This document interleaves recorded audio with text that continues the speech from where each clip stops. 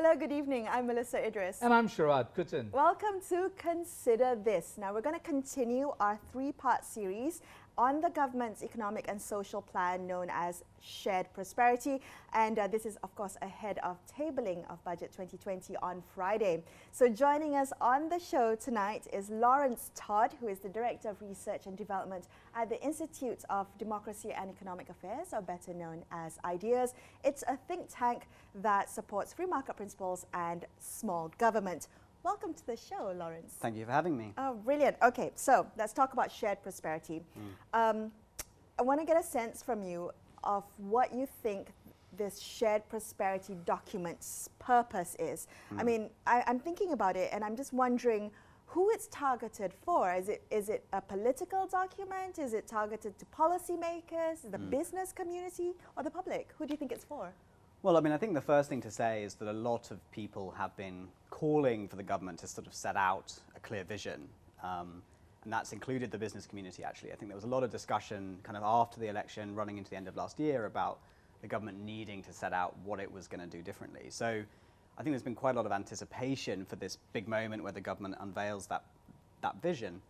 I think then of what's happened in the sort of months in between since the election is, of course, the kind of the political dynamics have changed. You know, we've seen the kind of the opposition realigning around a kind of new kind of re-emphasizing on a different economic narrative. So I think in response to that, you know, the shared prosperity has had to sort of tack into that to address it. But I think kind of where it leaves us is that, you know, overall, I think the shared prosperity vision document that was published sort of sets out these sort of broad ideas and sort of government's broad thinking on certain issues, but doesn't quite get us into the policy detail that I think, you know, for example, the business community probably was hoping for from this kind of big strategy statement. Yeah, but they have said wait for the Malaysia plan for that kind of detail. Sure. But I do want to ask you about, when we say the government, it seems that the government perhaps is also slightly schizophrenic, and it's been said that this policy document was authored essentially by Institut Masa Depan Malaysia, which is a Bersatu think tank, not in consultation with the rest of the sort of party-linked think tanks or even with the political parties. It's essentially a Bersatu document, and describes or reflects the orientation of Dr. Mahathir and those around him, which re-emphasizes affirmative action and the Bumiputra policy against, say, somebody like Anwar Ibrahim, who's been arguing against that and saying we need a different way of approaching the Malaysian story. Do you see that in the document? Do you see this? Because there's a lot of talk.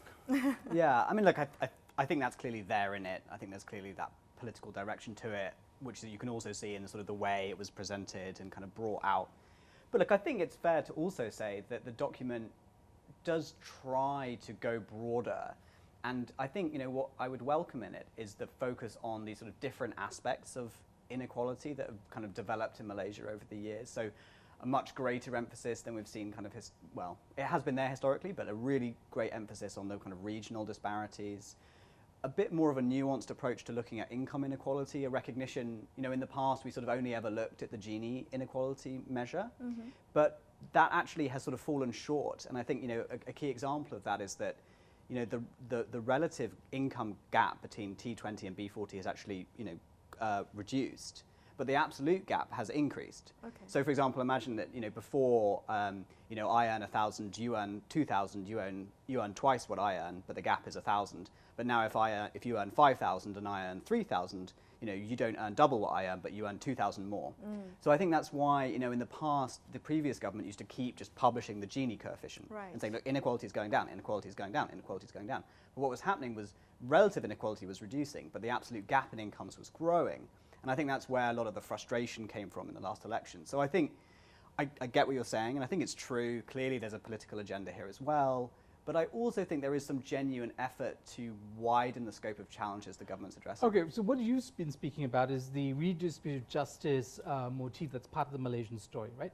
We talk about the need to bring everybody along, and shared prosperity as a catchphrase is very compelling. But there's another side to it. Because we're a capitalist economy, largely, and open, that growth is a very important thing. And it's always been growth with redistribution, right? And growth with justice. Where's the growth in this story? Yeah, the document is lacking the growth aspect. Yeah, you know, I actually think that's a really key question, because if you look at the sort of story of Malaysia's development, I mean, it was remarkable progress, you know, in the 70s and the 80s and the 90s, you know, fueled with, you know, a welcoming approach to foreign investment, an industrial boom, export-led growth. The sort of problem now is that a lot of those low-hanging fruit have been picked, right? So now the challenge is for Malaysia, how do you find that sort of competitive edge, that growth and innovation in productivity? Because that's, you know, the reality of where future growth in Malaysia is going to come from. The problem with that is it's much harder to deliver that kind of economic growth through a highly centralized strategy. Right. So if you're just looking to really kind of build up your industrial capacity, you know, the government can be quite effective in terms of saying, right, we're just going to bring all this investment in, you know, blah, blah, blah. But when you're looking for, you really need lots of small companies trying different things, trying to kind of hit on the next innovation that can be profitable. That's very difficult for the government to do from a sort of highly centralized point of view. So I think this sort of central problem is that the government still wants to pursue this top-down approach, crucially because it still has this redistributive agenda. But the demands of Malaysia's economy in terms of where growth is going to come from don't really align with that sort of tactic. So I think that's a basic tension that I think actually, you know, Prime Minister Najib tried to manage that with the new economic model, and it kind of fell flat a bit. And it's the same tension playing out now. Well, so you mentioned that this policy, this paper, you know, Shared Prosperity, was trying to, you know, focus on a different aspect. It was the government trying to show how it was going to do things differently. Where do you see the differences between in this kind of shared prosperity broad thinking compared to, say, Najib's administration previously? Well, I think, you know, as we touched on earlier, at the moment, because we don't have the sort of policy detail, it's difficult to know. I mean, like a really big picture example would be on trade policy. So we still don't know whether or not the government wants to ratify the CPTPP, which is the trade deal that's already been negotiated.